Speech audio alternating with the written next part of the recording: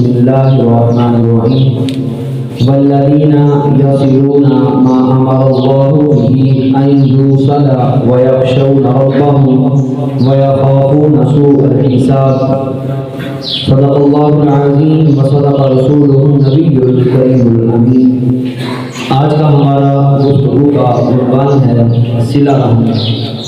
اور نبی علیہ السلام کے غلاموں صلہ رحمی کے متعلق رب کائنات نے قرآن مجید کے اندر اور کریم آقا صلی اللہ علیہ وسلم نے کثرت کے ساتھ اسی بات کی طرف توجہ دلائی کہ صلہ رحمی جو ہے وہ لازمی طور پر اس کو اپنایا جائے۔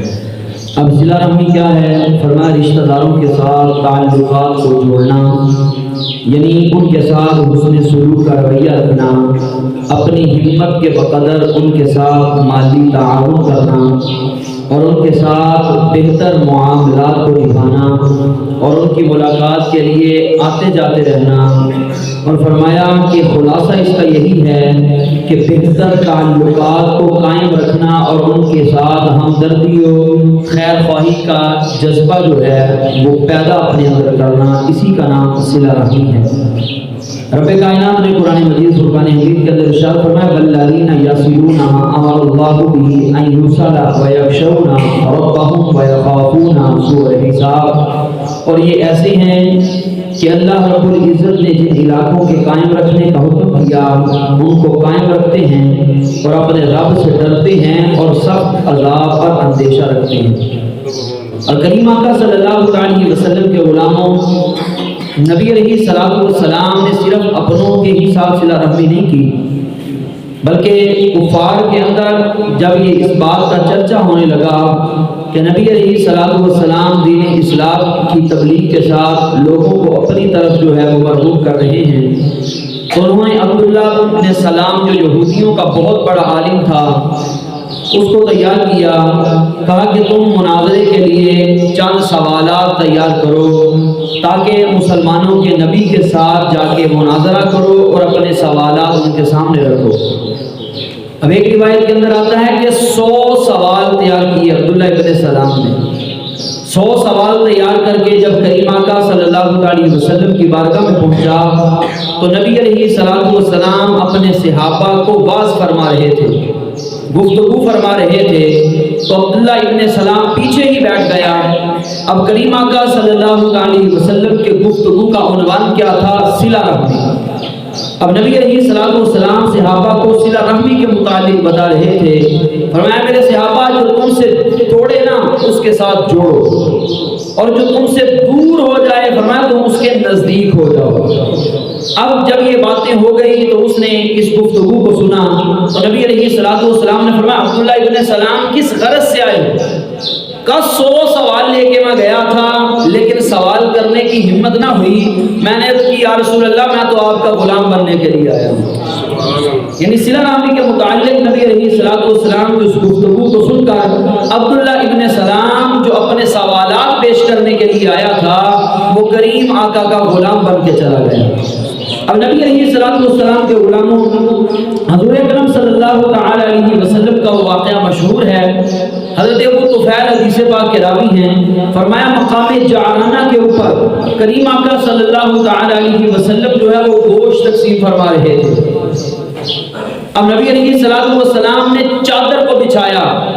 ابو طفیل کہتے ہیں کہ جس کے لیے چادر بچھائی گئی وہ آنے والی ایک خاتون تھی۔ کہا میں نے آگے بڑھ کر اس چادر کو ہٹانا چاہا تو فاروق اعظم نے مجھے پکڑ لیا۔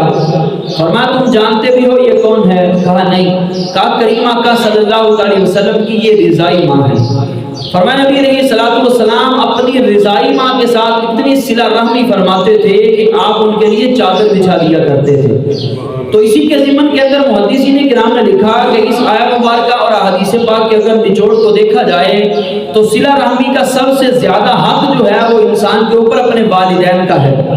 بہن بھائیوں کا ہے، پھر ماں کے رشتہ دار جو ہیں، باپ کے رشتہ دار جو ہیں ان کے ساتھ صلہ رحمی کے ساتھ پیش آیا جاتا ہے۔ فرمایا کریم آقا صلی اللہ علیہ وسلم کا فرمان عالی شان ہے، فرمایا من احب ان یبسط له فی رزقه وینسى له فی اثره فلیصل رحمہ۔ فرمایا جو بندہ یہ چاہتا ہے کہ اس کے رزق کے اندر رب کشادگی عطا فرما دے، اور فرمایا اس کے لیے اس کے رزق صلہ رحمی کو اپنا لے، صلہ رحمی کرنا شروع کر دے، رب اس کے رزق کے اندر برکتیں عطا فرما دے گا، اس کو وسعت والا رزق عطا فرمائے گا۔ اور فرمایا لا يدخل الجنت القاطع، فرمایا رشتوں کو کاٹنے والا جنت میں داخل نہیں ہوگا۔ فرمایا رب کائنات نے جب سبھی رشتوں کو بنایا نا، تمام تر کی وجوہات کو بنا دیا گیا، اب فرمایا رحم اٹھ کے کھڑا ہوا، یہ بخاری مسلم کے اندر ہے، فرمایا رب کی بارگاہ میں کھڑا ہوا، عرض کی مولا تو نے ہر ایک کو اس کا مقام عطا کر دیا، لیکن میں رحم ہوں، میرا تعلق کیا ہے، میرا رویہ کیا ہوگا؟ مولا لوگ تو مجھے اکھاڑ کر پھینک دیں گے، تو رب کائنات نے فرمایا کہ میں رحمان ہوں، میں نے اپنی صفت رحمان سے تجھے رحم پیدا کیا، فرمایا تیرا واسطہ یہ ہے جو تجھے جوڑے گا میں رب اس پر اپنی رحمتوں کا نزول فرما دوں گا، اور فرمایا جو تجھے توڑ دے گا نا، فرمایا اپنی رحمت اس سے کھینچ لوں گا۔ یعنی کہنے کا مطلب یہ ہے جو تجھے جوڑے گا فرمایا وہ میری نگاہ رحمت میں آ جائے گا، اور جو تجھے توڑ دے گا فرمایا میں اپنی رحمت اس سے کھینچ لوں گا۔ اور کریم آقا صلی اللہ علیہ وسلم کے غلاموں، نبی علیہ السلام نے فرمایا قیامت والے دن رحم اٹھ کے کھڑا ہو کے سوال کرے گا، اب ندا لگائے گا، صدا لگائے گا، فرمایا ہاں کہاں ہیں وہ لوگ جو مجھے جوڑتے رہے، کہاں جو مجھے دنیا میں جوڑتے رہے، آج وہ جنت میں جائیں گے، جنہوں نے مجھے توڑ کر پھینک دیا وہ جہنم میں جانے کے لیے تیار ہو جائے۔ یہ ہے رحم، یعنی آپس کے اندر رشتہ داری کو جو ہے جوڑا جائے۔ کریم آقا صلی اللہ علیہ وسلم کے غلاموں، آج انسان کا یہ بھی سوال ہے کہ میں اپنے رشتہ داروں کے ساتھ حسن سلوک کرتا ہوں، مقابل کے اندر وہ مجھ سے حسن ظن نہیں رکھتے، اور یہ عام جو ہے آج کے دور کے اندر ہے۔ فرمایا کریم آقا نبی علیہ الصلوۃ والسلام کے غلاموں سننا، فرمایا حضرت ابو ہریرہ رضی اللہ تعالیٰ عنہ حدیث پاک کے راوی ہیں، کہ ایک شخص بارگاہ مصطفیٰ میں آیا، عرض کی یا رسول اللہ صلی اللہ علیہ وسلم میں اپنے رشتہ داروں کے ساتھ صلہ رحمی کرتا ہوں لیکن وہ میرے ساتھ اچھا رویہ نہیں رکھتے،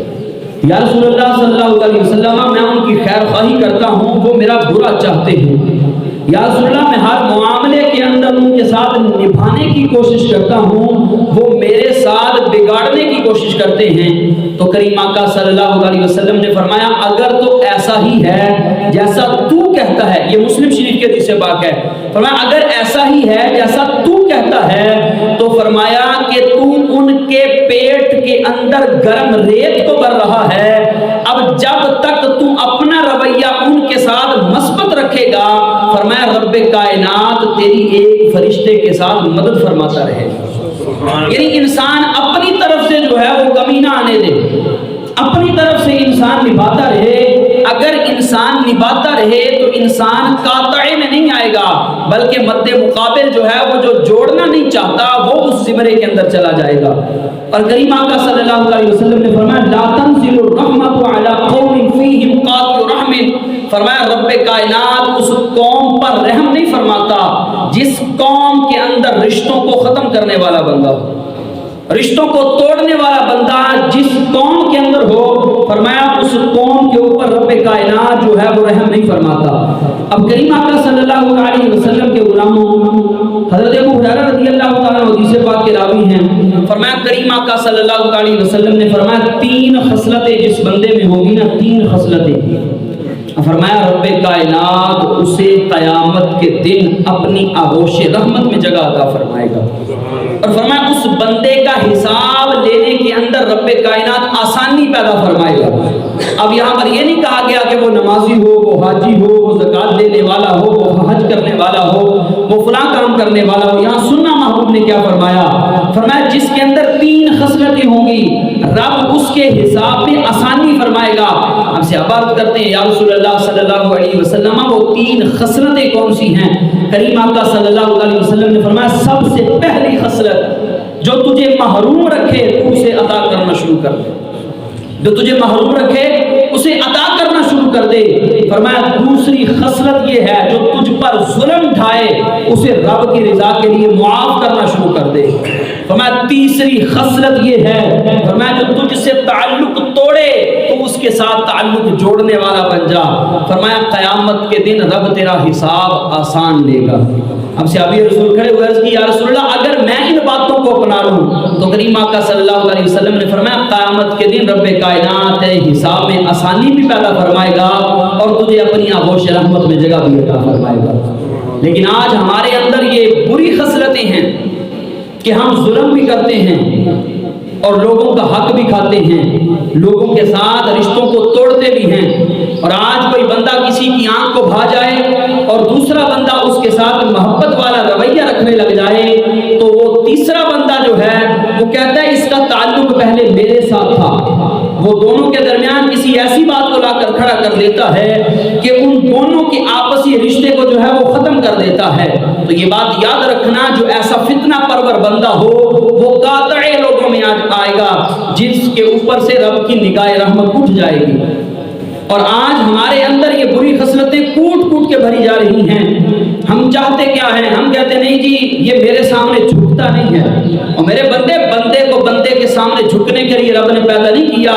بندوں کو تو رب نے اس لیے پیدا فرمایا ہے بندے میرے سامنے جھکے۔ آج ہمارے اندر یہ لا علمی آ گئی، ہم چاہتے نہیں جی مجھے رب نے بڑا مال دیا ہے،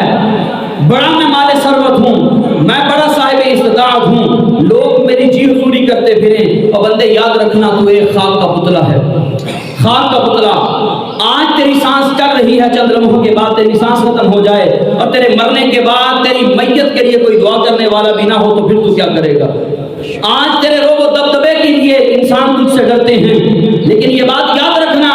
کہ انسان کسی کے ساتھ اگر رویہ مثبت رکھتا ہے تو اس کی دو پہلو ہوتے ہیں۔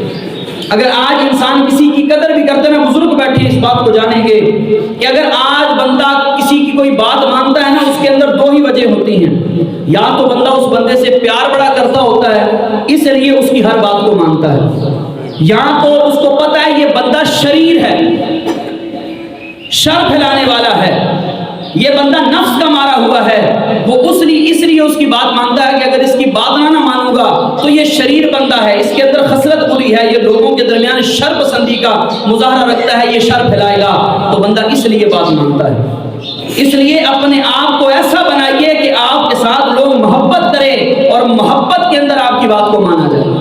اور اگر آپ یہ چاہتے ہیں میرے پاس چار پیسے آ گئے لوگوں کو دبانا شروع کر دوں گا، یہ صلہ رحمی نہیں ہے۔ صلہ رحمی یہی ہے کہ رب نے مال دیا ہے تو پھر اپنے سے نیچے والوں کی طرف دیکھ کہ جن کو رب نے نہیں عطا کیا ان کے رشتوں کو آپس کے اندر اگر تجھے مال بھی خرچنا پڑے نا، مال خرچ کر کے ان کی سلو کروا۔ فرمایا کہ سلو کروانے سے رب کائنات اس بندے کے اوپر قیامت والے دن سایہ فکر کرے گا، جس دن رب کے عرش کے سائے کے علاوہ کوئی سایہ نہیں ہوگا۔ آج ہم اپنا مال جو ہے وہ غلط راستوں کے اندر خرچ کرتے ہیں۔